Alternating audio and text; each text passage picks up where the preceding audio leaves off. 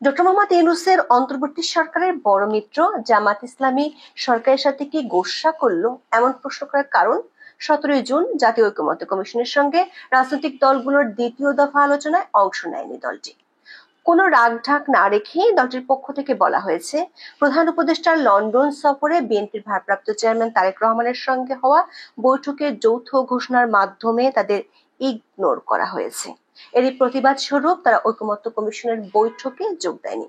অন্যদিকে সরকারের সবচেয়ে বড় মিত্র এনসিপি এতদিন পর এসে প্রশ্ন রেখেছে, জাতীয় ঐকমত্য কমিশন কোন পদ্ধতিতে রাজনৈতিক দলগুলোকে আলোচনায় ডেকেছে। এর আগে 2 দফা বৈঠকে এনসিপি সংস্কার আর জুলাই সনদের পক্ষে সোচ্চার ছিল সবচেয়ে বেশি। এখন তারাই বলছে এই বৈঠকে অংশ নেওয়ার জন্য দলগুলো যেভাবে নির্বাচন করা হয়েছে সেটি যৌক্তিক নয়। একাধিক সূত্র বলছে, ফেব্রুয়ারিতে নির্বাচনের জন্য টেমস নদীর পাশে বসে বিএনপির সাথে সরকারের যে শর্তাধীন সমঝোতা হয়েছে সেটি পদ্মার কূলে এসে ভণ্ডুল করার জন্য সরকারের মিত্ররাই কাজ করবে। তার শুরুটা জামায়াতের বৈঠক বয়কট দিয়ে, যেটি এগিয়ে নিয়ে যাবে এনসিপির পক্ষ থেকে নানা প্রশ্ন তুলে। বিএনপি সেই সমঝোতাকে 3 শর্তের বেড়াজালে আটকে ফেলা হবে। বিস্তারিত জানতে চলুন যাওয়া যাক বিশ্লেষণে।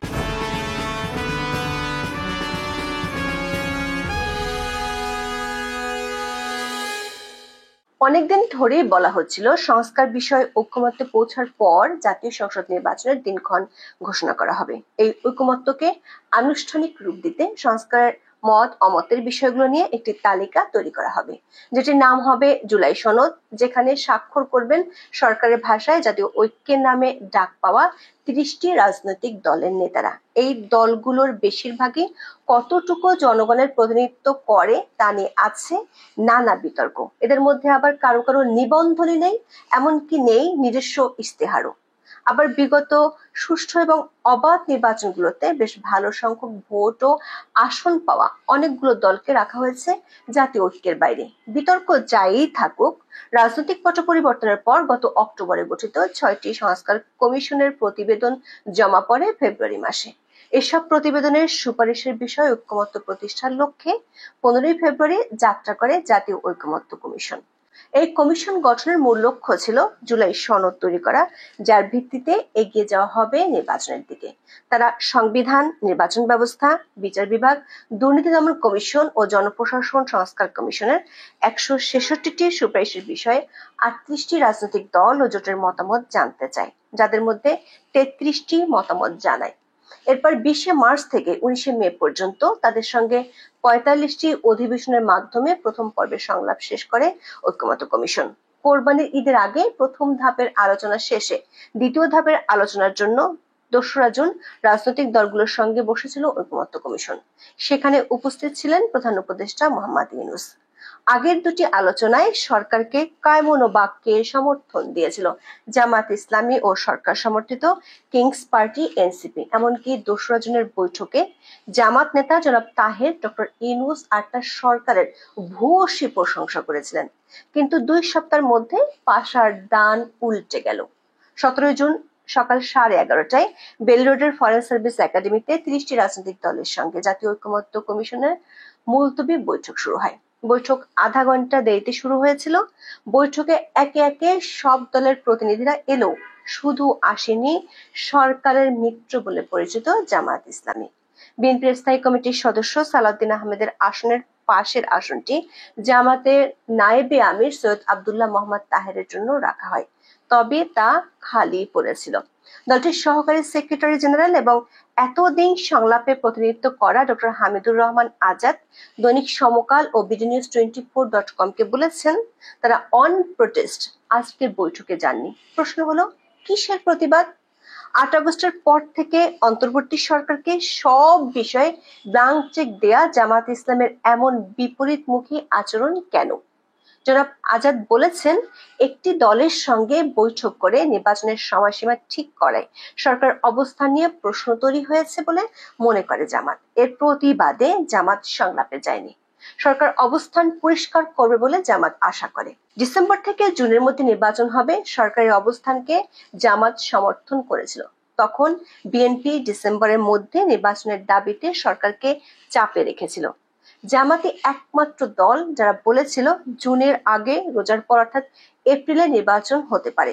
6 জুন ডক্টর ইউনূসের জাতির উদ্দেশ্যে ভাষণের পর অনেকেই মনে করেছিলেন সরকার জামাতের কথা মতোই এপ্রিলে নির্বাচন ঘোষণা করেছিল, কিন্তু তখন বিএনপি সেই ঘোষণাটি প্রত্যাখ্যান করেছিল।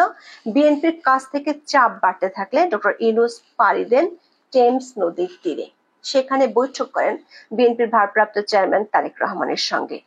বৈঠক শেষে জানানো হয় দুপক্ষই সন্তুষ্ট, আসে যৌথ বিবৃতি। সেখানে বলা হয় সংস্কার ও বিচারের অগ্রগতি সাপেক্ষে এবং সব প্রয়োজনীয় প্রস্তুতি শেষ হলে আগামী ফেব্রুয়ারিতে নির্বাচন হতে পারে। ডক্টর ইউনূস টেমস নদীর কূল থেকে পদ্মা পারে আসার আগেই তার মিত্র জামাত ও এনসিপি ক্ষোভ, রাগ আর অসন্তোষ প্রকাশ করে ফেলে।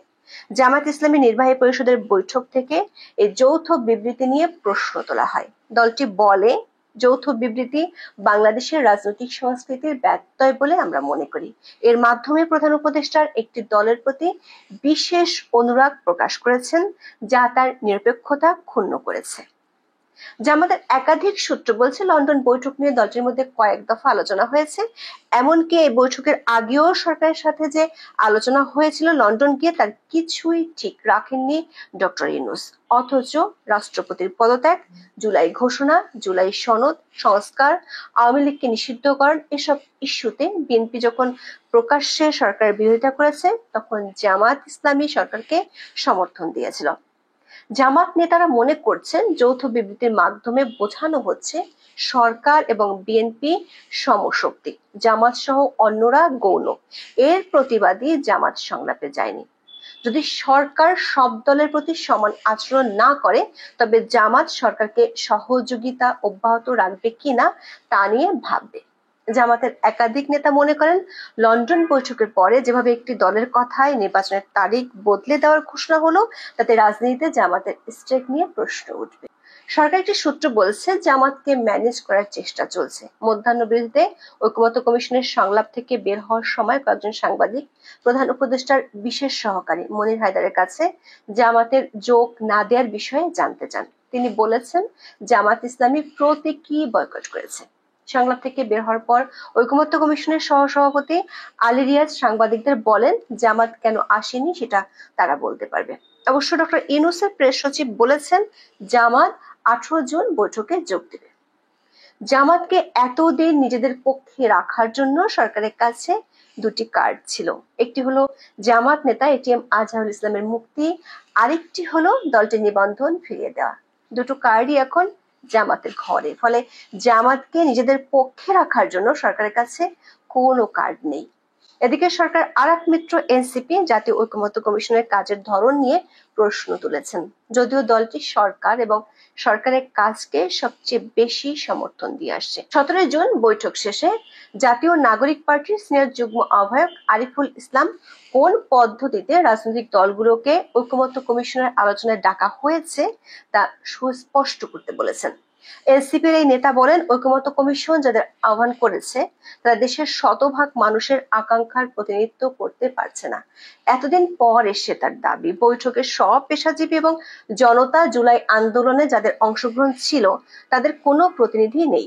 এনসিপি সূত্রে জানা গেছে ঐকমত্য কমিশনের আলোচনা বিভিন্ন দলকে কোনো একটি বড় দলের সুপারিশে ডাকা হচ্ছে কিনা সেটা নিয়ে তার দল জাতীয় নাগরিক পার্টির মধ্যে সন্দেহ রয়েছে। এনসিপি সূত্রে জানা গেছে ঐকমত্য কমিশনের আলোচনায় বিভিন্ন দলকে কোন একটি বড় দলের সুপারিশে ডাকা হচ্ছে কিনা সেটা নিয়ে জাতীয় নাগরিক পার্টির মধ্যে সন্দেহ রয়েছে। ধীরে ধীরে এনসিপির পক্ষ থেকে ঐকমত্য কমিশনের বৈঠকগুলোকে বিএনপি কেন্দ্রিক বৈঠক হিসেবে প্রতিষ্ঠার চেষ্টা করা হবে। প্রশ্ন হলো কায়মনো বাক্যে সরকারের সমর্থক হয়েও জামাত এবং এনসিপির এমন চেষ্টা কেন? উদ্দেশ্যটি নিয়ে কেউ কিছু প্রকাশ্যে বলছে না, তবে এটি পরিষ্কার জামাত এবং এনসিপি কোনোভাবেই ফেব্রুয়ারিতে নির্বাচন হতে দিতে চায় না। কেন? আগামী জানুয়ারিতে 50 লাখ মানুষ নতুন করে ভোট দেওয়ার সক্ষমতা অর্জন করবে। ফেব্রুয়ারিতে নির্বাচন হলে তাদেরকে ভোটার তালিকায় অন্তর্ভুক্ত করা যাবে না, আইনগত জটিলতাও আছে। অথচ এনসিপি নেতারা মনে করে এই ভোটাররা জেনজি ভোটার যারা জুলাই আন্দোলনে অংশ নিয়েছিল। এই বিশাল ভোট ব্যাংকে বাইরে রেখে দলটি নির্বাচনে অংশ নিতে চায় না। যেহেতু নিয়োগকর্তা, তাই সরকারও চায় ভোটের বাজার এনসিপির পক্ষেই থাকুক। জামাত ইসলামী চায় 5 আগস্টের পর বিএনপি নির্বাচনী প্রতিদ্বন্দ্বী হয়ে ওঠার যে সিগন্যাল তারা দিয়েছে সেটি যেন ভেস্তে না যায়। তাই সরকারের সাথে বিএনপির যৌথ ঘোষণা অনুযায়ী সময়ে নির্বাচন হোক দলটি চায় না। আর সরকার যে কোনো ভাবে তার ঘোষিত সময় এপ্রিলে ফেরত গিয়ে নিজের অবস্থান পোক্ত করতে চায়, নিজেদের নিরপেক্ষতা বজায় আছে এমন তথ্য প্রতিষ্ঠিত করতে চায়। প্রশ্ন হলো, সরকার মিত্র হয়েও সরকারের সাথে গোসা করছে, সরকারি সিদ্ধান্তের বিরোধিতা করছে, এটি কেমন আচরণ জামাত বা এনসিপির? নির্বাচন পেছাতে হলে জুলাই সনদ, বিচার ও সংস্কারের কাজে ঢিলেমি আনতেই হবে।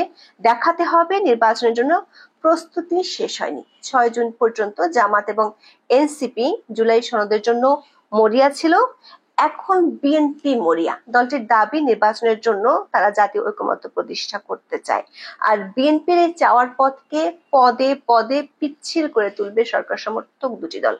যদি তাই হয়, তাহলে প্রশ্ন হলো, জামাতের এই অবস্থানের কারণে কি নির্বাচন নিয়ে নতুন করে শঙ্কা তৈরি হলো, নাকি নির্বাচন পেছানোর জন্য নতুন কোনো নাটক মঞ্চস্থ করা হচ্ছে? এখন এ পর্যন্ত। সবাই ভালো থাকুন, সুস্থ থাকুন, নিরাপদে থাকুন। দেখা হবে আগামী পর্বে।